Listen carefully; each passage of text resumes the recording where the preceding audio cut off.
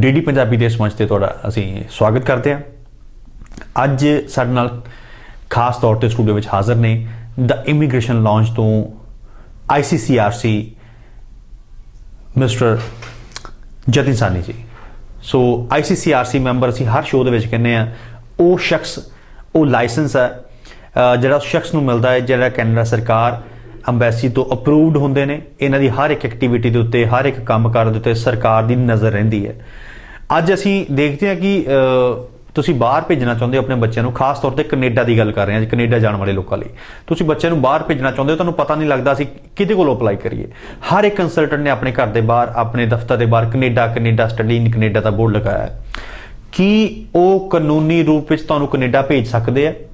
ਜਵਾਬ ਹੈ ਨਹੀਂ ਭੇਜ ਸਕਦੇ, ਕਿਉਂਕਿ ਕੈਨੇਡਾ ਸਰਕਾਰ ਵੱਲੋਂ ਅਪਰੂਵ ਕੀਤੇ ਕੰਸਲਟੈਂਟ, ਅਪਰੂਵ ਕੀਤੇ ਏਜੰਟਸ ਜਿਹਨੂੰ ਕਹਿ ਸਕਦੇ ਹਾਂ, ਉਹ ICCRC ਮੈਂਬਰ ਹੁੰਦੇ ਨੇ। ਸੋ ICCRC ਮੈਂਬਰ ਕੀ ਕਾਉਂਸਲ ਕਰ ਰਿਹਾ ਹੈ, ਕੀ ਤੁਹਾਨੂੰ ਇਨਫੋਰਮੇਸ਼ਨ ਦੇ ਰਿਹਾ ਹੈ, ਕਿਹੜੇ ਕਾਲਜ ਨੂੰ ਤੁਹਾਨੂੰ ਪ੍ਰੋਵਾਈਡ ਕਰ ਰਿਹਾ ਹੈ, ਕਿੱਥੇ ਤੁਹਾਡੀ PR ਅਪਲਾਈ ਕਰ ਰਿਹਾ ਹੈ, ਉਹ ਕੀ ਤੁਹਾਨੂੰ ਇਨਫੋਰਮੇਸ਼ਨ ਦੇ ਰਿਹਾ ਹੈ, ਹਰ ਇੱਕ ਇਨਫੋਰਮੇਸ਼ਨ ਦੇ ਉੱਤੇ ਕੈਨੇਡਾ ਸਰਕਾਰ ਦਾ ਨਜ਼ਰ ਹੁੰਦੀ ਹੈ। ਕੈਨੇਡਾ ਸਰਕਾਰ ਉੱਤੇ ਦੇਖ ਰੇਖ ਕਰਦੀ ਹੈ ਕਿ ਕੋਈ ਆਪਣੇ ਜਿਹੜੇ ਕਲਾਇੰਟਸ ਨੂੰ ਕੋਈ ICCRC ਮੈਂਬਰ ਗੁੰਮਰਾਹ ਤਾਂ ਨਹੀਂ ਕਰ ਰਿਹਾ। ਸੋ ਅੱਜ ਇਸ ਕਰਕੇ ICCRC ਮੈਂਬਰ ਨੂੰ ਤੁਹਾਡੇ ਸਾਹਮਣੇ ਲੈ ਕੇ ਆਏ ਆ, ਤਾਂ ਕਿ ਪੰਜਾਬ ਦੇ ਲੋਕ ਜਦੋਂ ਬਾਹਰ ਜਾਣ ਦੀ ਗੱਲ ਕਰਦੇ ਆ, ਅਪਲਾਈ ਚਾਹੇ ਜਿੱਥੋਂ ਮਰਜ਼ੀ ਕਰੋ, ਪਰ ਤੁਹਾਨੂੰ ਪਤਾ ਹੋਣਾ ਚਾਹੀਦਾ ਹੈ ਕਿ ਕਾਨੂੰਨੀ ਰੂਪ ਦੇ ਵਿੱਚ ਤੁਸੀਂ ਕਿਵੇਂ ਬਾਹਰ ਜਾ ਸਕਦੇ ਹੋ, ਕਾਨੂੰਨੀ ਨੁਕਤੇ ਕੀ ਆ, ਕਾਨੂੰਨ ਕੀ ਕਹਿੰਦਾ ਹੈ। ਸੋ ਅੱਜ ਉਸ ਬਾਰੇ ਚਰਚਾ ਕਰਾਂਗੇ ਮਿਸਟਰ ਜਤਿਨ ਸਾਨੀ ਹੁਣਾਂ ਦੇ ਨਾਲ। ICCRC ਮੈਂਬਰ ਨੇ ਦਾ ਇਮੀਗ੍ਰੇਸ਼ਨ ਲਾਂਚ ਤੋਂ, ਜਲੰਧਰ ਵਿੱਚ ਇਹਨਾਂ ਦਾ ਆਫਿਸ ਨੇ। ਸੋ ਸਵਾਗਤ ਕਰਨਾ ਜਤਿਨ ਜੀ ਦਾ। ਜਤਿਨ ਜੀ ਬਹੁਤ ਬਹੁਤ ਸਵਾਗਤ ਹੈ ਜੀ। ਮਨੀਸ਼ ਜੀ ਬਹੁਤ ਬਹੁਤ ਧੰਨਵਾਦ ਅੱਜ ਮੌਕਾ ਦੇਣ ਦਾ। ਜੀ ਸੋ ਜਤਿਨ ਜੀ, ਸਭ ਤੋਂ ਪਹਿਲਾਂ ਜਿੰਨਾ ਕਿ ਮੈਂ ਜਾਣਦਾ ICCRC ਮੈਂਬਰ ਬਾਰੇ ਮੈਂ ਤਾਂ ਦੱਸਦਾ। ਤੁਸੀਂ ਕੈਨੇਡਾ ਰਹਿੰਦੇ ਹੋ, ਉੱਥੇ ICCRC ਮੈਂਬਰ ਹੋ, ਔਰ ਮੇਰੇ ਖਿਆਲ 'ਚ ਪੰਜਾਬ ਦੇ ਵਿੱਚ ਬਹੁਤ ਘੱਟ ICCRC ਮੈਂਬਰ ਹੋਣਗੇ, ਔਰ ਲੋਕਾਂ ਨੂੰ ਪਤਾ ਹੀ ਨਹੀਂ ਲੱਗਦਾ ਕਿ ICCRC ਮੈਂਬਰ ਕੌਣ ਆ। ਕੋਈ ਤਾਂ ਆਪਣਾ ਦੁਕਾਨ ਦੇ ਬਾਹਰ ICCRC ਮੈਂਬਰ ਦਾ ਬੋਰਡ ਲਗਾਉਂਦਾ ਹੈ ਤੇ ਪਤਾ ਲੱਗਦਾ ਬਾਅਦ 'ਚ ਕਿ ਉਹ ICCRC ਮੈਂਬਰ ਨਹੀਂ ਆ। ਉਹ ਕਹਿੰਦੇ ਸਾਡੇ ਪੈਨਲ ਤੇ ICCRC ਮੈਂਬਰ ਆ। ਹੁਣ ਪੈਨਲ ਤੇ ICCRC ਮੈਂਬਰ ਹੈਗੇ ਆ ਨਹੀਂ ਹੈਗੇ ਉਹ ਕਿਸੇ ਨੂੰ ਨਹੀਂ ਪਤਾ। ਤੁਸੀਂ ਖੁਦ ICCRC ਮੈਂਬਰ ਹੋ। ਪੰਜਾਬ ਦੇ ਵਿੱਚ ਕਿੰਨੇ ਕੁ ICCRC ਆ ਹੋਰ, ਔਰ ICCRC ਹੁੰਦਾ ਕੀ ਹੈ? ਸਰ ਵੈਸੇ ਤਾਂ ਤੁਸੀਂ ਜਿਹੜਾ ਸਵਾਲ ਚੱਕਿਆ ਹੈ, ਬਹੁਤ ਹੀ ਘੱਟ ਜਿਹੜੇ ਅਪਰੂਵਡ ਮੈਂਬਰ ਨੇ ICCRC ਦੇ, ਉਹ ਆਲ ਓਵਰ ਇੰਡੀਆ 'ਚ ਹੀ ਬਹੁਤ ਘੱਟ ਨੇ। ਠੀਕ ਹੈ, ਤਾਂ ਪੰਜਾਬ 'ਚ ਤਾਂ ਖੈਰ ਬਹੁਤ ਲਿਮਿਟਡ ਨੰਬਰ 'ਚ ਨੇ ਜਿਹੜੇ ਕਿ ਫੁੱਲ ਟਾਈਮ ਇੱਥੇ ਬੈਠੇ ਹੋਣ। ਸੋ ICCRC ਬੇਸਿਕਲੀ ਜਿਹੜੇ ਮੈਂਬਰ ਨੇ ਉਹ ਗਵਰਨਮੈਂਟ ਤੋਂ ਅਪਰੂਵਡ ਨੇ। ਇੱਕ ਬੋਡੀ ਬਕਾਇਦਾ ਗਵਰਨਮੈਂਟ ਨੇ ਕੈਨੇਡਾ 'ਚ ਬਣਾਈ ਹੋਈ ਹੈ, ਕਾਉਂਸਿਲ ਹੈ, ਤੇ ਉਹ ਰੈਗੂਲੇਟ ਕਰਦੀ ਹੈ ਜਿੰਨੇ ਵੀ ਮੈਂਬਰਸ ਨੇ। ਇੱਕ ਸਪੈਸ਼ਲ ਕੁਆਲੀਫਿਕੇਸ਼ਨ ਰੱਖੀ ਜਾਂਦੀ ਹੈ, ਇੱਕ ਅਚੀਵਮੈਂਟ ਕਰਨ ਤੋਂ ਬਾਅਦ ਹੀ ਇਹ ਲਾਇਸੈਂਸ, ਇੱਕ ਐਗਜ਼ਾਮ ਦੇਣ ਤੋਂ ਬਾਅਦ ਇਹ ਲਾਇਸੈਂਸ ਮਿਲਦਾ ਹੈ, ਜਿਹੜੇ ਕਿ ਲਾਅ ਦੀ ਪੜ੍ਹਾਈ ਦੇ ਤਹਿਤ ਪੂਰੀ ਸਟੱਡੀ ਕਰਨੀ ਪੈਂਦੀ ਹੈ, ਉਸ ਤੋਂ ਬਾਅਦ ਹੀ ਲਾਇਸੈਂਸ ਗ੍ਰਾਂਟ ਹੁੰਦਾ ਹੈ। ਸੋ ਜਿਹੜੇ ਵੀ ICCRC ਮੈਂਬਰ ਨੇ ਇਹ ਇਮੀਗ੍ਰੇਸ਼ਨ ਦੇ ਅੱਗੇ ਕਿਸੇ ਵੀ ਕਲਾਇੰਟ ਦੀ ਐਪਲੀਕੇਸ਼ਨ ਨੂੰ ਲਗਾਉਣ ਵਾਸਤੇ ਪੂਰੀ ਮਹਾਰਤ ਹਾਸਲ ਰੱਖਦੇ ਨੇ ਤੇ ਲੀਗਲੀ ਆਥੋਰਾਈਜ਼ਡ ਹੁੰਦੇ ਨੇ। ਸੋ ਇੱਕ ਆਮ ਕੰਸਲਟੈਂਟ ਆ, ਅਸੀਂ ਪੰਜਾਬ ਦੇ ਵਿੱਚ ਖਾਸ ਤੋਂ ਜਲੰਧਰ ਦੀ ਗੱਲ ਕਰ ਲਈਏ, ਜਲੰਧਰ ਦੇ ਬੱਸ ਅੱਡੇ ਤੇ ਚੱਲ ਜਾਓ ਤੇ ABC global, BCE global, EMP global, ਕਈ ਗਲੋਬਲ ਦੇ ਬੋਰਡ ਲੱਗੇ ਹੋਏ ਨੇ। ਸੋ ਉਹ ਗਲੋਬਲ ਵਾਲੇ ਜਿਹੜੇ ਕੰਸਲਟੈਂਟ ਨੇ ਔਰ ਇੱਕ ICCRC ਮੈਂਬਰ ਨੇ, ਇਹਨਾਂ ਦੋਵਾਂ 'ਚ ਫਰਕ ਕੀ ਹੈ? ਸਰ ਮੈਂ ਇੱਥੇ ਕਹਿਣਾ ਚਾਹਾਂਗਾ ਕਿ ਜਿਵੇਂ ਕੋਈ ਮਰੀਜ਼ ਕਿਸੇ ਡਾਕਟਰ ਕੋਲ ਕੋਈ ਬੁਖਾਰ ਹੈ, ਕੋਈ ਬਿਮਾਰੀ ਹੈ, ਉਹ ਡਾਕਟਰ ਕੋਲੋਂ ਜਾਣ ਤੋਂ ਪਹਿਲਾਂ ਉਹਦੀ ਕੁਆਲੀਫਿਕੇਸ਼ਨ ਜ਼ਰੂਰ ਪੁੱਛਦਾ ਹੈ। Same is the case with immigration consultant. ਕਿਆ ਅਸੀਂ ਉਸ ਕੰਸਲਟੈਂਟ ਦੀ, ਉਸ ਏਜੰਟ ਦੀ ਕੁਆਲੀਫਿਕੇਸ਼ਨ ਪੁੱਛੀ ਹੈ? ਉਹ ਕਿੰਨਾ ਪੜ੍ਹਿਆ ਹੋਇਆ ਹੈ, ਉਹ ਕਿੱਥੋਂ ਲਾਇਸੈਂਸਡ ਹੈ, ਕਿੱਥੋਂ ਮਹਾਰਤ ਹਾਸਿਲ ਕੀਤੀ ਹੋਈ ਹੈ? ਨਹੀਂ ਪੁੱਛਦੇ ਅਸੀਂ। ਸੋ ICCRC ਜਿਹੜਾ ਹੈ ਉਹ ਇੱਕ ਤਰੀਕੇ ਦੀ ਗਰੰਟੀ ਦਿੰਦਾ ਹੈ ਕਿ ਤੁਹਾਡਾ ਜਿਹੜਾ ਕੰਸਲਟੈਂਟ ਹੈ, ਜਿਹੜਾ ਏਜੰਟ ਹੈ, ਉਹ ਅਪਰੂਵਡ ਹੈ ਇਮੀਗ੍ਰੇਸ਼ਨ ਵੱਲੋਂ, ਇਹ ਤੁਹਾਡੇ ਕੇਸ ਨੂੰ ਸਹੀ ਤਰੀਕੇ ਨਾਲ ਇੱਕ ਲੀਗਲ ਦਾਇਰੇ ਦੇ ਥਰੂ ਤੁਹਾਡੇ ਕੇਸ ਨੂੰ ਹੈਂਡਲ ਕਰ ਸਕਦਾ ਹੈ। ਯਾਨੀ ਇਹ ਕਹਿ ਸਕਦਾ ਕਿ ICCRC ਮੈਂਬਰ ਇਹਨਾਂ ਨੇ ਕਾਨੂੰਨੀ ਪੜ੍ਹਾਈਆਂ ਪੜ੍ਹੀਆਂ ਕਿ ਕਿਵੇਂ ਤੁਸੀਂ ਬਾਹਰ ਕਿਸੇ ਨੂੰ ਭੇਜ ਸਕਦੇ ਹੋ ਜਾਂ ਕਿਵੇਂ ਬਾਹਰ ਕਿਸੇ ਨੂੰ ਮੰਗਵਾ ਸਕਦੇ ਹੋ। ਔਰ ਜਿਹੜੇ ਸਾਡੇ ਪੰਜਾਬ ਦੇ ਏਜੰਟ ਨੇ ਉਹ ਮੇਰੇ ਖਿਆਲ 'ਚ ਇਹਨਾਂ ਨੇ ਕੋਈ ਪੜ੍ਹਾਈਆਂ ਇਹੋ ਜਿਹੀਆਂ ਨਹੀਂ ਪੜ੍ਹੀਆਂ ਹੋਣਗੀਆਂ। ਡੈਫੀਨਿਟਲੀ। ਸੋ ਇੱਕ ICCRC ਮੈਂਬਰ ਕੌਣ ਹੁੰਦਾ ਹੈ? ਇੱਕ ICCRC ਮੈਂਬਰ ਦੀ ਪਾਵਰਸ ਕੀ ਹੁੰਦੀਆਂ ਨੇ? ਇੱਕ ICCRC ਮੈਂਬਰ ਤੁਹਾਡੇ ਕੇਸ ਨੂੰ ਕਿਵੇਂ ਰਿਪਰੈਜ਼ੈਂਟ ਕਰ ਸਕਦਾ ਹੈ ਇੱਕ ਹਾਈ ਕਮਿਸ਼ਨ ਦੇ ਵਿੱਚ? ਔਰ ICCRC ਮੈਂਬਰ ਦੀ ਜਿਹੜੀ ਫਾਈਲ ਕੀਤੀ ਹੁੰਦੀ ਹੈ ਉਹਦਾ visa success rate, visa approve ਹੋਣ ਦੇ ਚਾਂਸਸ ਨਾਰਮਲ ਏਜੰਟਸ ਨਾਲੋਂ ਕਿੰਨੇ ਵੱਧ ਹੁੰਦੇ ਆ? ਇਸ ਬਾਰੇ ਕੋਈ ਵੀ ਜਾਣਕਾਰੀ ਚਾਹੁੰਦੇ ਹੋ ਤਾਂ ਗੂਗਲ ਤੇ ਸਰਚ ਕਰੋ। ਅੱਜ ਹਰ ਇੱਕ ਬੰਦੇ ਦੇ ਹੱਥ 'ਚ ਮੋਬਾਈਲ ਫੋਨ ਆ, ਐਂਡਰੋਇਡ ਆ, ਸਿਰਫ ਲਿਖੋ ICCRC ਮੈਂਬਰ ਕੈਨੇਡਾ। ਉਹ ਕੀ ਹੁੰਦੇ ਨੇ ਉਹ ਤੁਹਾਨੂੰ ਸਾਰੀ ਇਨਫੋਰਮੇਸ਼ਨ ਗੂਗਲ ਤੇ ਮਿਲ ਜੂਗੀ ਕਿ ICCRC ਮੈਂਬਰ ਕੋਲੋਂ ਅਪਲਾਈ ਕਰਨ ਦੇ ਕੀ ਫਾਇਦੇ ਨੇ।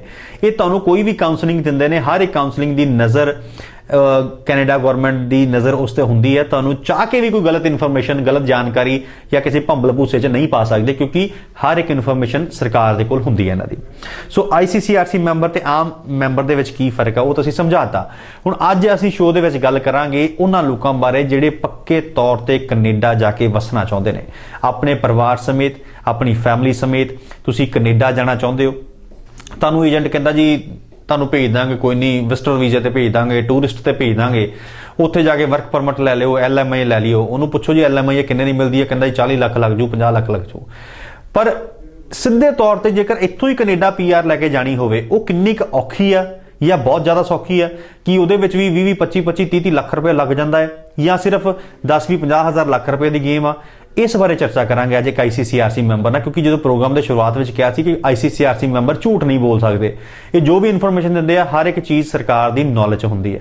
ਸੋ ਜਤਿਨ ਜੀ, ਕੀ ਮੰਨਦੇ ਹੋ ਜਿਹੜੇ ਪੱਕੇ ਤੌਰ ਤੇ ਲੋਕ ਇੱਥੋਂ ਬਾਹਰ ਜਾਣਾ ਚਾਹੁੰਦੇ ਨੇ? ਪਹਿਲਾ ਸਵਾਲ ਹੀ ਆਪਾਂ ਪੈਸਿਆਂ ਤੋਂ ਕਰਦੇ ਹਾਂ। ਜਿਹੜੇ ਲੋਕ ਇੱਥੋਂ ਬਾਹਰ ਜਾਣਾ ਚਾਹੁੰਦੇ ਨੇ, PR ਲੈ ਕੇ ਆਪਣੇ ਪਰਿਵਾਰ ਸਮੇਤ ਜਾਣਾ ਚਾਹੁੰਦੇ ਨੇ, ਪਰਮਨੈਂਟ ਰੈਜ਼ੀਡੈਂਸੀ ਤੇ ਜਾਣਾ ਚਾਹੁੰਦੇ ਨੇ, ਕੀ ਵਾਕਈ 20 25 25 30 ਲੱਖ ਰੁਪਏ ਲੱਗ ਜਾਂਦਾ ਜਿਵੇਂ ਲੋਕ ਮੰਗਦੇ ਨੇ ਇੱਥੇ? ਨਹੀਂ ਮਨੀਸ਼ ਜੀ, ਇਹ ਕਹਿਣਾ ਬਹੁਤ ਗਲਤ ਹੈ ਤੇ ਬਹੁਤ ਝੂਠੀ ਖਬਰ ਹੈ ਕਿ ਇੰਨੇ ਪੈਸੇ ਲੱਗਦੇ ਨੇ।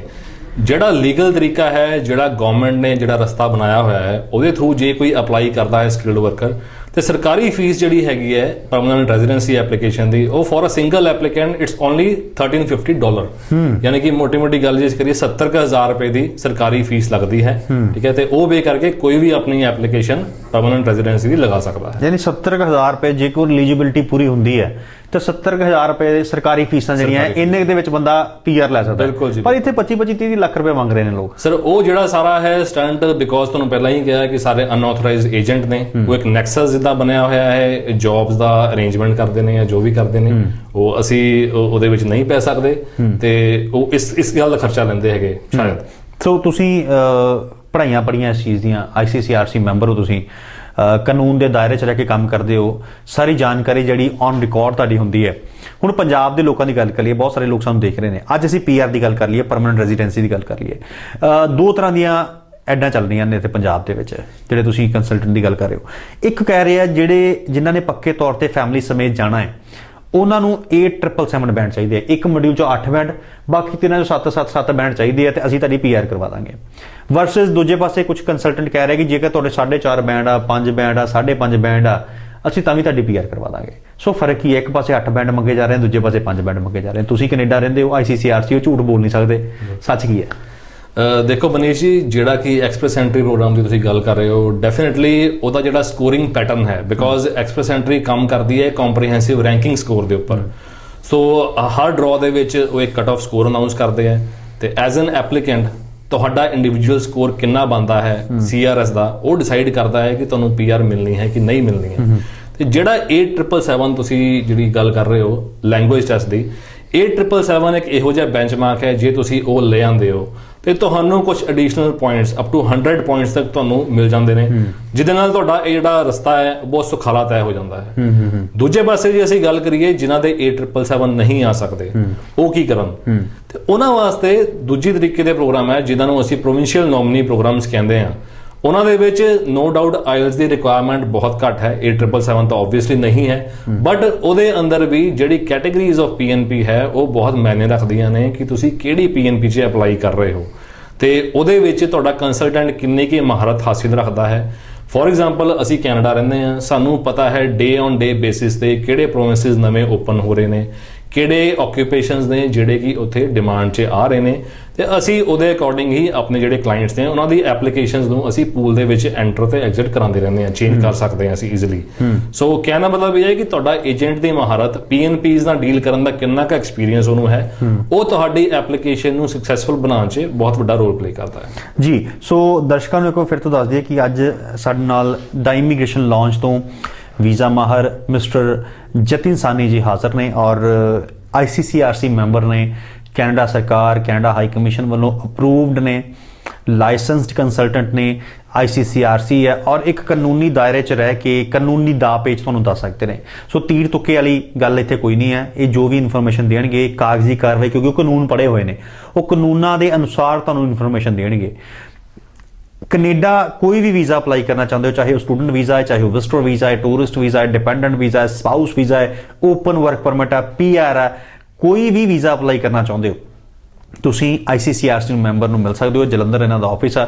ICCRC ਮੈਂਬਰ ਨੂੰ ਮਿਲਣ ਲਈ ਕਾਲ ਕਰੋ 98725 13988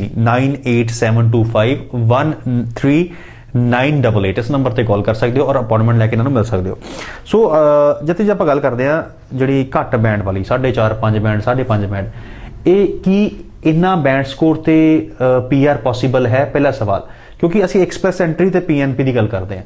ਕੋਈ ਕਹਿੰਦਾ ਐਕਸਪ੍ਰੈਸ ਐਂਟਰੀ 'ਚ ਫਾਈਲ ਲਾਈ ਹੈ, ਕੋਈ ਕਹਿੰਦਾ ਜੀ PNP 'ਚ ਫਾਈਲ ਲੱਗਦੀ ਹੈ।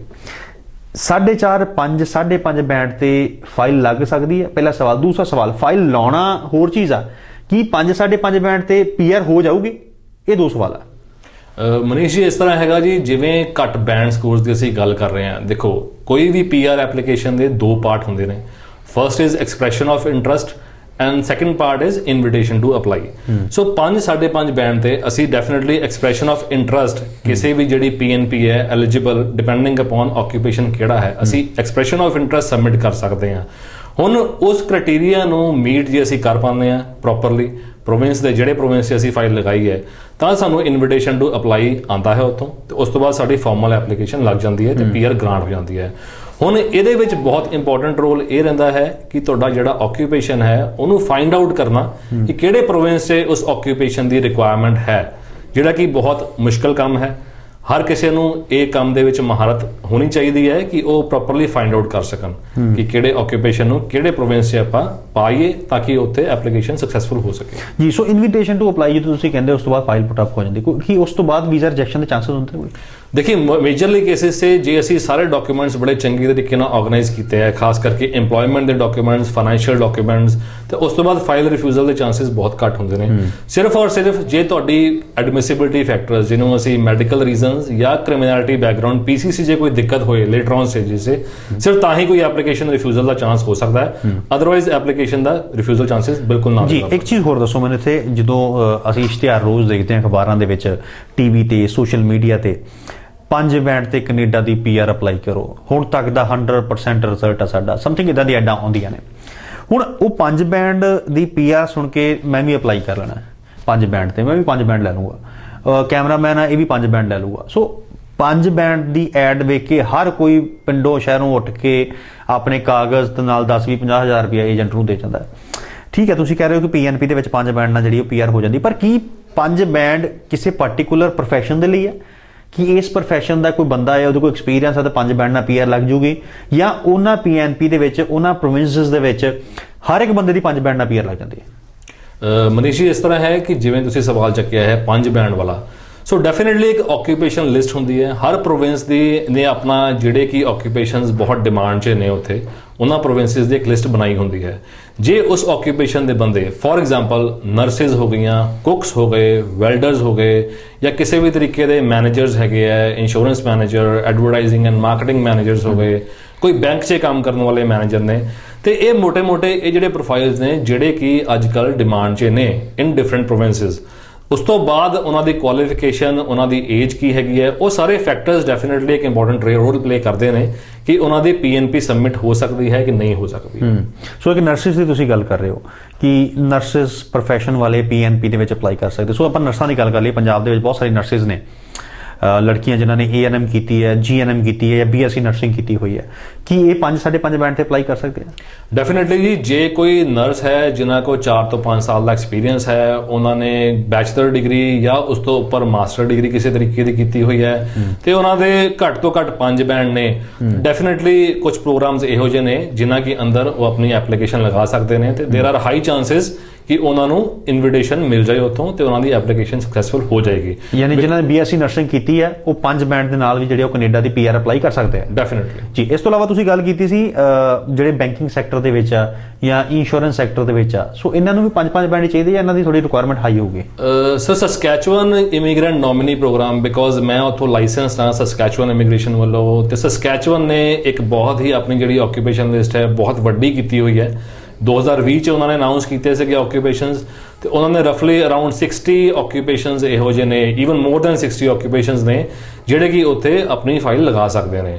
ਤੇ ਉਹਦੇ ਵਾਸਤੇ ਜਿਹੜੀਆਂ ਰਿਕੁਆਇਰਮੈਂਟਸ ਨੇ, ਜੇ ਕਿਸੇ ਵੀ ਐਪਲੀਕੈਂਟ ਕੋ ਇਹਨਾਂ ਕੈਟਾਗਰੀਜ਼ ਦੇ ਵਿੱਚੋਂ 10 ਸਾਲ ਦਾ ਐਕਸਪੀਰੀਅੰਸ ਹੈ, ਉਹਨਾਂ ਦੀ ਏਜ 35 ਤੋਂ ਲੈ ਕੇ 45 ਦੇ ਵਿੱਚ ਫਾਲ ਕਰਦੀ ਹੈ, ਤੇ ਉਹਨਾਂ ਦੇ ਆਇਲਸ ਦੇ ਬੈਂਡ ਲਿਸਨਿੰਗ 'ਚ 7.5 ਤੇ ਬਾਕੀ ਰੀਡਿੰਗ ਸਪੀਕਿੰਗ ਤੇ ਰਾਈਟਿੰਗ ਦੇ ਵਿੱਚ 6.5 ਨੇ, ਤੇ ਉਹ ਡੈਫੀਨਿਟਲੀ ਸਸਕੈਚੁਅਨ ਇੱਕ ਬੈਸਟ ਆਪਸ਼ਨ ਹੈ ਉਹਨਾਂ ਵਾਸਤੇ, ਇਹੋ ਜਿਹੇ ਪ੍ਰੋਫੈਸ਼ਨਲ ਵਾਸਤੇ। ਬੈਂਕਿੰਗ, ਇੰਸ਼ੋਰੈਂਸ, ਅਕਾਊਂਟੈਂਟਸ ਹੋ ਗਏ, ਇਹ ਡੈਫੀਨਿਟਲੀ ਸਸਕੈਚੁਅਨ 'ਚ ਆਪਣੀ ਐਪਲੀਕੇਸ਼ਨ ਲਗਾ ਸਕਦੇ ਨੇ ਤੇ ਪੋਜ਼ਿਟਿਵ ਰਿਜ਼ਲਟ ਮਿਲ ਜਾਣਗੇ ਜੀ। ਔਰ ਇਸ ਤੋਂ ਇਲਾਵਾ ਆਪਾਂ ਕੁੱਕ ਦੀ ਗੱਲ ਕਰ ਲਈਏ, ਕੋਈ ਹੋਟਲਸ ਦੇ ਵਿੱਚ ਸ਼ੈਫ ਨੇ, ਕੁੱਕ ਨੇ, ਜਾਂ ਕਾਰਪੈਂਟਰ ਨੇ, ਵੈਲਡਰ ਨੇ, ਜਾਂ ਪੰਜਾਬ ਦੇ ਵਿੱਚ ਜਿਵੇਂ ਅਸੀਂ ਅਕਸਰ ਗੱਲ ਕਰਦੇ ਹਾਂ ਕਿ ਸਿੱਧੀਆਂ ਪੜ੍ਹਾਈਆਂ ਲੋਕਾਂ ਨੇ ਪੜ੍ਹੀਆਂ, BA ਕਰ ਲਈ, BA ਤੋਂ ਬਾਅਦ MA ਕਰ ਲਈ, MA ਤੋਂ ਬਾਅਦ B.Ed ਕਰ ਲਈ, ਸੋ ਉਸ ਤੋਂ ਬਾਅਦ ਚੇਤਾ ਹੈ ਕਿ ਅਸੀਂ ਬਾਹਰ ਜਾਣਾ ਹੈ, ਬਾਹਰ ਜਾਣ ਲਈ ਪ੍ਰੋਫਾਈਲ ਨਹੀਂ ਬਣਦਾ, ਚਲੋ ਉਹ ਕਹਿੰਦਾ ਜੀ ਹੁਣ ਤੂੰ B.Ed ਕਰ ਲਈ ਹੈ, ਕੋਈ ਗੱਲ ਨਹੀਂ ਤੁਸੀਂ ਟੀਚਰ ਲੱਗ ਜਾਓ। ਸੋ ਟੀਚਰ ਬਹੁਤ ਨੇ ਪੰਜਾਬ ਦੇ ਵਿੱਚ, ਕਿ ਟੀਚਰਾਂ ਲਈ ਵੀ ਕੋਈ PR ਹੁੰਦੀ ਹੈ?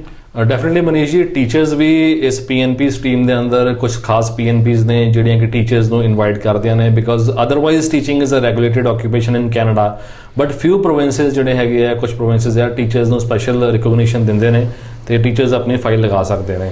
ਉਸ ਤੋਂ ਇਲਾਵਾ ਕੁੱਕਸ ਦੀ ਜੇ ਅਸੀਂ ਗੱਲ ਕਰੀਏ, ਵੈਲਡਰਸ ਦੀ ਗੱਲ ਕਰੀਏ, ਜੇ ਕੋਈ ਕੁੱਕ ਜਿਹਨੇ ਮਿਨੀਮਮ 12ਵੀਂ ਕੀਤੀ ਹੋਈ ਹੈ ਤੇ 12ਵੀਂ ਤੋਂ ਬਾਅਦ ਉਹਨੇ ਡਿਪਲੋਮਾ ਕੀਤਾ ਹੋਇਆ ਹੈ 1 ਜਾਂ 2 ਸਾਲ ਦਾ, ਤੇ ਘੱਟ ਤੋਂ ਘੱਟ 5 ਬੈਂਡ ਈਚ ਆਇਲਸ 'ਚ ਨੇ, ਤੇ ਘੱਟੋ ਘੱਟ 4 ਜਾਂ 5 ਸਾਲ ਦਾ ਐਕਸਪੀਰੀਅੰਸ ਰੱਖਦੇ ਨੇ, ਪ੍ਰੋਪਰ ਨੌਲੇਜ ਰੱਖਦੇ ਨੇ ਆਪਣੇ ਟ੍ਰੇਡ ਦੀ, ਤੇ ਡੈਫੀਨਿਟਲੀ ਅਸੀਂ ਉਹਨਾਂ ਨੂੰ ਵੀ ਹੈਲਪ ਕਰ ਸਕਦੇ ਹਾਂ। ਇੱਕ ਸਪੈਸ਼ਲ ਪ੍ਰੋਗਰਾਮ ਹੈ ਕਮਿਊਨਿਟੀ ਡਿਵੈਲਪਮੈਂਟ ਸਟਰੀਮ ਦਾ, ਤੇ ਉਹਦੇ 'ਚ ਉਹਨਾਂ ਦੀ ਫਾਈਲ ਲੱਗ ਸਕਦੀ ਹੈ ਤੇ PR ਮਿਲ ਸਕਦੀ ਹੈ ਜੀ।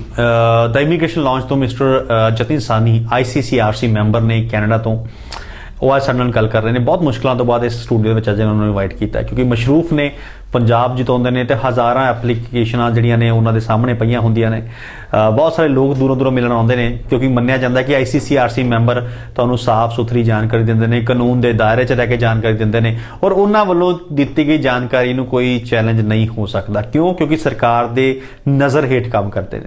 ਸੋ ਬਹੁਤ ਮੁਸ਼ਕਿਲ ਨਾਲ ਅੱਜ ਉਹਨਾਂ ਨੂੰ ਇੱਥੇ ਇਨਵਾਈਟ ਕੀਤਾ ਸੀ। ਕੋਸ਼ਿਸ਼ ਕਰੋ ਜੇ ਫਾਇਦਾ ਲੈ ਸਕਦੇ ਹੋ। ਤੇ ਤੁਹਾਡੀ ਕਿਸ ਤਰ੍ਹਾਂ ਦੀ ਕੋਈ ਐਪਲੀਕੇਸ਼ਨ ਬੈਨ ਹੋ ਗਈ ਹੈ ਕੈਨੇਡਾ ਤੋਂ, ਐਪਲੀਕੇਸ਼ਨ ਰਿਜੈਕਟ ਹੋ ਗਈ ਹੈ, ਤੁਹਾਡੀ ਫੈਮਿਲੀ ਉੱਥੇ ਹੈ, ਤੁਸੀਂ ਫੈਮਿਲੀ ਵੀਜ਼ਾ ਅਪਲਾਈ ਕਰਨਾ ਚਾਹੁੰਦੇ ਹੋ, ਤੁਸੀਂ ਸੁਪਰ ਵੀਜ਼ਾ ਅਪਲਾਈ ਕਰਨਾ ਚਾਹੁੰਦੇ ਹੋ, ਟੂਰਿਸਟ ਵੀਜ਼ਾ ਕਰਨਾ ਚਾਹੁੰਦੇ ਹੋ, ਵਿਜ਼ਟਰ ਵੀਜ਼ਾ ਕਰਨਾ ਚਾਹੁੰਦੇ ਹੋ, ਸਟੂਡੈਂਟ ਵੀਜ਼ਾ ਅਪਲਾਈ ਕਰਨਾ ਚਾਹੁੰਦੇ ਹੋ, ਆਲਰੇਡੀ 2 4 5 ਵਾਰ ਰਿਫਿਊਜ਼ ਹੋ, ਪੱਕੇ ਤੌਰ ਤੇ ਪ੍ਰਵਾਸ ਸਮੇਤ ਕੈਨੇਡਾ ਜਾਣਾ ਚਾਹੁੰਦੇ ਹੋ, PR ਹਾਸਲ ਕਰਨਾ ਚਾਹੁੰਦੇ ਹੋ, ਤੁਸੀਂ ਕਾਰਪੈਂਟਰ ਹੋ, ਤੁਸੀਂ ਵੈਲਡਰ ਹੋ, ਤੁਸੀਂ ਇੰਜੀਨੀਅਰ ਹੋ, ਤੁਸੀਂ ਕੰਪਿਊਟਰ ਆਪਰੇਟਰ ਹੋ, ਤੁਸੀਂ ਕੰਪਿਊਟਰ ਇੰਜੀਨੀਅਰ ਹੋ, ਟੀਚਰ ਹੋ, ਤੁਸੀਂ ਨਰਸ ਹੋ, ਬੈਂਕਿੰਗ ਸੈਕਟਰ 'ਚ ਕੰਮ ਕਰਦੇ ਹੋ, ਇੰਸ਼ੋਰੈਂਸ ਸੈਕਟਰ 'ਚ ਕੰਮ ਕਰਦੇ ਹੋ, ਕੋਈ ਵੀ ਕੰਮ ਕਰਦੇ ਹੋ, ਤੁਸੀਂ ਫੋਨ ਕਰਕੇ ਪੁੱਛ ਸਕਦੇ ਹੋ ਕਿ ਕੀ ਸਰ ਮੈਂ ਘੱਟ ਬੈਂਡ ਦੇ ਨਾਲ, ਘੱਟ ਬੈਂਡ ਤੋਂ ਮਤਲਬ 5 5.5 ਬੈਂਡ ਦੇ ਨਾਲ ਕੀ ਮੈਂ PR ਹਾਸਲ ਕਰ ਸਕਦਾ। ਪੰਜਾਬ 'ਚ ਬਹੁਤ ਸਾਰੇ ਬੱਚੇ ਇਹੋ ਜਿਹੇ ਹੋਣਗੇ, ਤੁਹਾਨੂੰ ਵੀ ਪਤਾ ਹੈ, ਜਿਹੜੇ ਏਜੰਟਸ ਦੇ ਦਫ਼ਤਰਾਂ ਜਾਂਦੇ ਆ ਕਿ 5.5 ਬੈਂਡ ਹੈ ਜੀ ਮੇਰੇ, ਮੈਂ +2 ਜਾਂ ਮੈਂ ਗ੍ਰੈਜੂਏਸ਼ਨ ਕੀਤੀ ਆ, ਮੇਰੀ ਇੰਜੀਨੀਅਰਿੰਗ ਦਾ 3 ਸਾਲ ਦਾ ਡਿਪਲੋਮਾ ਮੇਰੇ ਕੋਲ, ਕੀ ਮੈਂ ਕੈਨੇਡਾ ਸਟੱਡੀ ਵੀਜ਼ਾ ਜਾ ਸਕਦਾ? ਏਜੰਟ ਕਹਿੰਦਾ ਹਾਂਜੀ ਜਾ ਸਕਦਾ।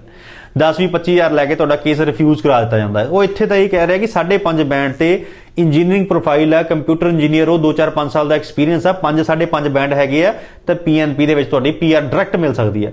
ਸੋ 70-80 ਹਜ਼ਾਰ ਦੇ ਆਸ-ਪਾਸ ਖਰਚਾ ਦੱਸਿਆ ਨਾ, ਜੋ ਸਰਕਾਰੀ ਖਰਚਾ ਹੈ, ਉੱਤੇ ਤੁਸੀਂ 14-15 ਲੱਖ ਰੁਪਏ ਸਿਰਫ ਸਟੱਡੀ ਵੀਜ਼ਾ ਦਾ ਲਾਉਣ ਨੂੰ ਫਿਰਦੇ ਹੋ।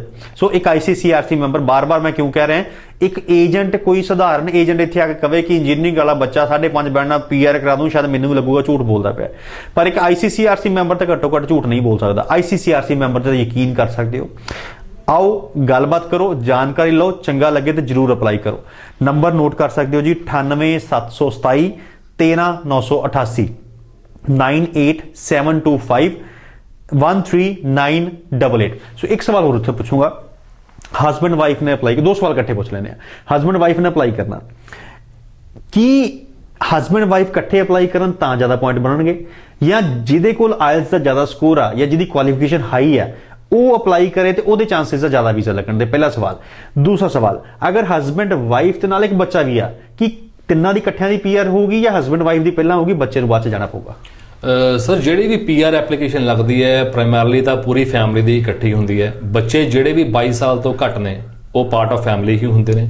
ਤੇ ਇੱਕ ਸਿੰਪਲ ਸਿਨੈਰੀਓ ਇੱਕ ਇਦਾਂ ਦਾ ਹੁੰਦਾ ਹੈ ਕਿ ਜੇ ਕਿਸੇ ਦੇ ਇੰਗਲਿਸ਼ ਲੈਂਗੁਏਜ ਟੈਸਟ ਦੇ ਸਕੋਰਸ ਬਹੁਤ ਅੱਛੇ ਨੇ, ਉਹਨਾਂ ਦੀ ਮਾਸਟਰਸ ਕੁਆਲੀਫਿਕੇਸ਼ਨ ਹੈਗੀ ਹੈ, ਤੇ ਟੈਕਨੀਕਲੀ ਉਹਨਾਂ ਨੂੰ ਹੀ ਪ੍ਰਿੰਸੀਪਲ ਐਪਲੀਕੈਂਟ ਬਣਨਾ ਪੈਂਦਾ ਹੈ ਜਾਂ ਬਣਨਾ ਚਾਹੀਦਾ ਹੈ ਉਹਨਾਂ ਨੂੰ, ਸੋ ਦੈਟ ਕਿ ਆਪਣੇ ਜਿਹੜੇ ਸਕੋਰਸ ਨੇ ਉਹ ਇੱਕ ਅੱਛੇ ਲੈਵਲ ਤੇ ਪਹੁੰਚ ਜਾਣ।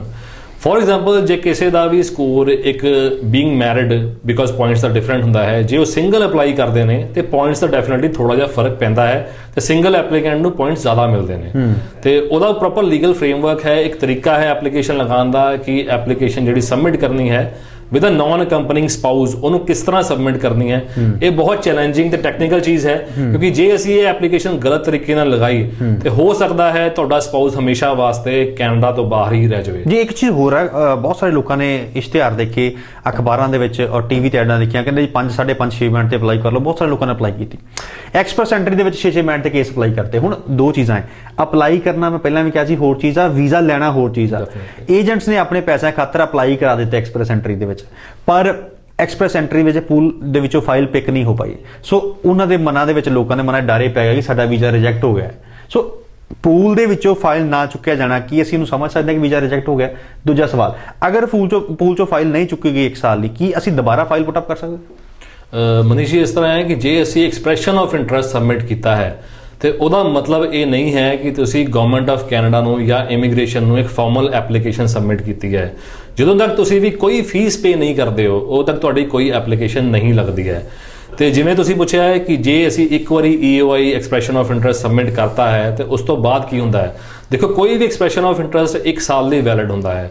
ਜਦੋਂ 1 ਸਾਲ ਪੂਰਾ ਹੋ ਜਾਂਦਾ ਹੈ ਤੇ ਆਟੋਮੈਟਿਕਲੀ ਉਹ ਪੂਲ ਤੋਂ ਬਾਹਰ ਆ ਜਾਂਦਾ ਹੈ ਪ੍ਰੋਫਾਈਲ, ਤੇ ਉਸ ਤੋਂ ਬਾਅਦ ਡੈਫੀਨਿਟਲੀ ਅਸੀਂ ਵਿਦਆਊਟ ਕੁਝ ਕੀਤੇ, ਆਈ ਮੀਨ ਐਕਸਟਰਾ ਕਾਸਟ ਖਰਚ ਕੀਤੇ, ਅਸੀਂ ਦੁਬਾਰਾ ਆਪਣਾ EOI ਸਬਮਿਟ ਕਰ ਸਕਦੇ ਹਾਂ ਪੂਲ ਫॉर ਅਨਦਰ 1 ਈਅਰ। ਜੀ, ਸੋ ਇੱਕ ਆਖਰੀ ਸਵਾਲ ਪੁੱਛੂੰਗਾ, ਉਸ ਤੋਂ ਪ੍ਰੋਗਰਾਮ ਸਮਾਪਤ ਕਰਾਂਗੇ। ਅਗਰ ਕੋਈ ਦਾ ਇਮੀਗ੍ਰੇਸ਼ਨ ਲਾਂਚ ਯਾਨੀ ਤੁਹਾਡੇ ਕੋਲ ਆ ਕੇ ਅਪਲਾਈ ਕਰਦਾ ਹੈ ਤੇ ਤੁਸੀਂ ਕਿੱਥੇ ਦੀ PR ਕਰਵਾ ਸਕਦੇ ਹੋ? Toronto, Vancouver, Saskatchewan, Manitoba, Quebec, ਕਿੱਥੋਂ ਨਹੀਂ ਕਰਵਾ ਸਕਦੇ? Sir, as a ICCRC member ਅਸੀਂ ਆਥੋਰਾਈਜ਼ਡ ਹਾਂ ਓਵਰਆਲ ਕੈਨੇਡਾ ਦੇ ਇਮੀਗ੍ਰੇਸ਼ਨ ਪ੍ਰੋਗਰਾਮਸ ਨੂੰ ਅਸੀਂ ਅਪਲਾਈ ਕਰ ਸਕਦੇ ਹਾਂ। ਸਾਡੇ ਕੋਲ ਸਪੈਸ਼ਲ ਲਾਇਸੈਂਸ ਵੀ ਹੈ। ਉਸ ਤੋਂ ਇਲਾਵਾ ਕੁਝ PNPs ਇਹੋ ਜਿਹੀਆਂ ਹੁੰਦੀਆਂ, ਫੋਰ ਐਗਜ਼ਾਮਪਲ BC PNP ਹੈ ਜਿਹਦੇ ਅੰਦਰ ਜੌਬ ਆਫਰ ਦੀ ਰਿਕੁਆਇਰਮੈਂਟ ਹੁੰਦੀ ਹੈ, ਜਾਂ ਮੈਨੀਟੋਬਾ PNP ਹੈ ਜਿਹਦੇ ਅੰਦਰ ਤੁਹਾਡਾ ਕੋਈ ਕਨੈਕਸ਼ਨ ਹੋਣਾ ਚਾਹੀਦਾ ਹੈ। ਤੇ ਜੇ ਕੋਈ ਕੈਂਡੀਡੇਟ ਇਹੋ ਜਿਹਾ ਹੈ ਜਿਹਦੇ ਕੀ ਰੈਲੇਵੈਂਟ ਕੁਆਲੀਫਿਕੇਸ਼ਨ ਹੈ, ਰੈਲੇਵੈਂਟ ਸਕਿੱਲਸ ਹੈ, ਤੇ ਸਾਡੇ ਪੈਨਲ ਤੇ ਐਲੀਜੀਬਲ ਰਿਕਰੂਟਰ ਵੀ ਨੇ ਕੈਨੇਡਾ 'ਚ ਜਿਹੜੇ ਕਿ ਤੁਹਾਨੂੰ ਉੱਥੇ ਐਲੀਜੀਬਲ EMPLOYER ਨਾਲ ਜੋੜਨ 'ਚ ਹੈਲਪ ਕਰਦੇ ਆ। ਜੀ, ਅਗਲਾ ਸਵਾਲ ਮੇਰਾ ਇਹੀ ਸੀ, ਮਾਫੀ ਚਾਹੁੰਦਾ ਕਿ ਪੰਜਾਬ ਦੇ ਵਿੱਚ ਲੋਕੀ PR ਬਹੁਤ ਅਪਲਾਈ ਕਰਨਾ ਚਾਹੁੰਦੇ ਨੇ, ਪਰ ਜਦੋਂ ਏਜੰਟਸ ਕੋਲ ਜਾਂ ਕੰਸਲਟੈਂਟ ਕੋਲ ਜਾਂਦੇ ਆ ਉਹ ਕਹਿੰਦੇ ਜੀ ਸਾਡੇ ਕੋਲ ਜੌਬ ਆਫਰ ਨਹੀਂ ਹੈਗੀ, ਸਾਡੇ ਕੋਲ LMIA ਨਹੀਂ ਹੈਗੀ। ਸੋ ਕੀ ਇੱਕ ICCRC ਮੈਂਬਰ ਨੂੰ, ਤੁਸੀਂ ਰਹਿੰਦੇ ਕੈਨੇਡਾ 'ਚੋਂ, ਤੁਹਾਡੇ ਕੋਲ ਕੋਈ ਅਪਰੂਵਡ ਰਿਕਰੂਟਰਸ ਹੋਣਗੇ, ਕੀ ਤੁਸੀਂ ਕੋਈ ਜੌਬ ਆਫਰ ਉਹਨਾਂ ਨੂੰ ਕੋਈ ਹੈਲਪ ਕਰ ਸਕਦੇ ਹੋ ਜੇਕਰ ਕੈਂਡੀਡੇਟ ਐਲੀਜੀਬਲ ਹੈ? ਫੋਰ ਐਗਜ਼ਾਮਪਲ ਮੈਂ ਅਪਲਾਈ ਕਰਨਾ, ਮੈਂ ਐਲੀਜੀਬਲ ਬਣਦਾ, ਕੀ ਮੇਰੇ ਲਈ ਕੋਈ ਜੌਬ ਆਫਰ 'ਚ ਹੈਲਪ ਕਰ ਸਕਦੇ ਹੋ ਤੁਸੀਂ? ਮਨੀਸ਼ ਜੀ, ਜੇ ਕੋਈ ਵੀ ਐਪਲੀਕੈਂਟ EMPLOYER ਦਾ ਕ੍ਰਾਈਟੇਰੀਆ, ਫੋਰ ਐਗਜ਼ਾਮਪਲ ਜੇ ਉਹਦੇ ਕੋਲ ਜੌਬ ਹੈ ਇੱਕ ਐਡਵਰਟਾਈਜ਼ਿੰਗ ਮੈਨੇਜਰ ਦੀ, ਤੇ ਉਹ ਐਪਲੀਕੈਂਟ ਜਿਹੜਾ ਇੰਡੀਆ 'ਚ ਬੈਠਾ ਹੈ ਉਹ EMPLOYER ਦਾ ਪੂਰਾ ਕ੍ਰਾਈਟੇਰੀਆ ਮੀਟ ਕਰਦਾ ਹੈ, ਉਹਦੀ EMPLOYMENT ਦੀ requirements in terms of qualification, work experience meet ਕਰਦਾ ਹੈ, ਤੇ ਅਸੀਂ ਡੈਫੀਨਿਟਲੀ ਉਹਦੀ ਹੈਲਪ ਕਰ ਸਕਦੇ ਹਾਂ ਥਰੂ ਐਲੀਜੀਬਲ ਰਿਕਰੂਟਰਸ। ਤੇ EMPLOYER ਦਾ ਇੰਟਰਵਿਊ ਹੁੰਦਾ ਹੈ ਤੁਹਾਡਾ, ਤੇ ਜੇ ਤੁਸੀਂ ਪਾਸ ਕਰਦੇ ਹੋ ਇੰਟਰਵਿਊ, ਡੈਫੀਨਿਟਲੀ ਤੁਹਾਨੂੰ ਜੌਬ ਆਫਰ ਮਿਲ ਸਕਦੀ ਹੈ। ਜੀ, ਸੋ ਬਹੁਤ ਸਾਰੇ ਤਰ੍ਹਾਂ ਦੇ ਸਵਾਲ ਹੋਣਗੇ ਜੋ ਤੁਹਾਡੇ ਮਨਾਂ ਦੇ ਵਿੱਚ, ਤੁਹਾਡੇ ਦਿਮਾਗ ਦੇ ਵਿੱਚ, ਤੁਹਾਡੇ ਦਿਲਾਂ ਦੇ ਵਿੱਚ ਹੋਣਗੇ। ਇਹ 20-25 ਮਿੰਟ ਦੇ ਸ਼ੋਅ ਦੇ ਵਿੱਚ ਪੂਰੀ ਅਸੀਂ ਜਿਹੜੀ ਆ ਜਾਣਕਾਰੀ ਨਹੀਂ ਦੇ ਸਕਦੇ ਕਿਉਂਕਿ ਸਮਾਂ ਬਹੁਤ ਘੱਟ ਹੁੰਦਾ, ਪਰ ਇੱਕ ICCRC ਮੈਂਬਰ ਜਦੋਂ ਕੈਨੇਡਾ ਤੋਂ ਚੱਲ ਕੇ ਖੁਦ ਤੁਹਾਡੇ ਜਲੰਧਰ ਸ਼ਹਿਰ ਦੇ ਵਿੱਚ ਆਇਆ, ਪੰਜਾਬ ਦੇ ਵਿੱਚ ਆਇਆ, ਉਹਨੂੰ ਮਿਲਣਾ ਜ਼ਰੂਰ ਚਾਹੀਦਾ ਹੈ। ਜੇਕਰ ਕਿਸੇ ਤਰ੍ਹਾਂ ਦਾ ਕੋਈ ਇਮੀਗ੍ਰੇਸ਼ਨ ਨਾਲ ਰਿਲੇਟਡ ਤੁਸੀਂ ਸਵਾਲ ਪੁੱਛਣਾ ਕੈਨੇਡਾ ਇਮੀਗ੍ਰੇਸ਼ਨ ਦਾ, ਮੈਂ ਸਿਰਫ PR ਦੀ ਗੱਲ ਨਹੀਂ ਕਰੂੰਗਾ ਇੱਥੇ, ਤੁਸੀਂ ਟੂਰਿਸਟ ਤੋਂ ਰਿਫਿਊਜ਼ ਹੋ, ਵਿਜ਼ਟਰ ਤੋਂ ਰਿਫਿਊਜ਼ ਹੋ, ਸਟੂਡੈਂਟ ਤੋਂ ਰਿਫਿਊਜ਼ ਹੋ, PR 'ਚ ਪੂਲ 'ਚ ਫਾਈਲ ਪਾਈ ਸੀ ਨਹੀਂ ਚੁੱਕੀ ਗਈ, ਘੱਟ ਬੈਂਡ ਤੇ PR ਚਾਹੁੰਦੇ ਹੋ, ਨਰਸਿੰਗ ਦਾ ਤੁਸੀਂ ਕੋਈ ਡਿਗਰੀ ਕੀਤੀ ਹੋਈ ਹੈ, 5 ਬੈਂਡ ਆ, 5.5 ਬੈਂਡ ਆ, ਤੁਸੀਂ ਇੰਜੀਨੀਅਰ ਹੋ, ਵੈਲਡਰ ਹੋ, ਕਾਰਪੈਂਟਰ ਹੋ, 5-5.5 ਬੈਂਡ ਤੇ ਕਿਵੇਂ ਸਿੱਧੇ ਤੌਰ ਤੇ ਪਰਿਵਾਰ ਸਮੇਤ PR ਲੈ ਸਕਦੇ ਹੋ? ਇਹ तमाम ਗੱਲਾਂ ਬਾਰੇ ਜਾਣਕਾਰੀ ਚਾਹੁੰਦੇ ਹੋ ਤਾਂ ਜਲੰਧਰ ਵਿੱਚ ਇਹਨਾਂ ਨੂੰ ਆ ਕੇ ਮਿਲ ਸਕਦੇ ਹੋ। ਦਾ ਇਮੀਗ੍ਰੇਸ਼ਨ ਲਾਂਚ ਦੇ ਵਿੱਚ ਨੰਬਰ ਨੋਟ ਕਰ ਲਓ, 98 727 13988 98725 13988। ਇਹਨਾਂ ਨੰਬਰਾਂ ਦਾ ਸੰਪਰਕ ਕਰਕੇ ਇਹਨਾਂ ਨੂੰ ਮਿਲ ਸਕਦੇ ਹੋ ਔਰ ਕਿਵੇਂ ਤੁਸੀਂ ਆਪਣੇ ਪਰਿਵਾਰ ਸਮੇਤ ਪੱਕੇ ਤੌਰ ਤੇ ਕੈਨੇਡਾ ਜਾ ਸਕਦੇ ਹੋ ਉਹਦੇ ਬਾਰੇ ਜਾਣਕਾਰੀ ਲੈ ਸਕਦੇ ਹੋ। ਸੋ ਜਤਿਨ ਜੀ ਸਟੂਡੀਓ ਵਿੱਚ ਆਏ, ਜਾਣਕਾਰੀ ਦਿੱਤੀ ਉਹਦੇ ਲਈ ਬਹੁਤ ਬਹੁਤ ਸ਼ੁਕਰੀਆ ਜੀ। ਧੰਨਵਾਦ।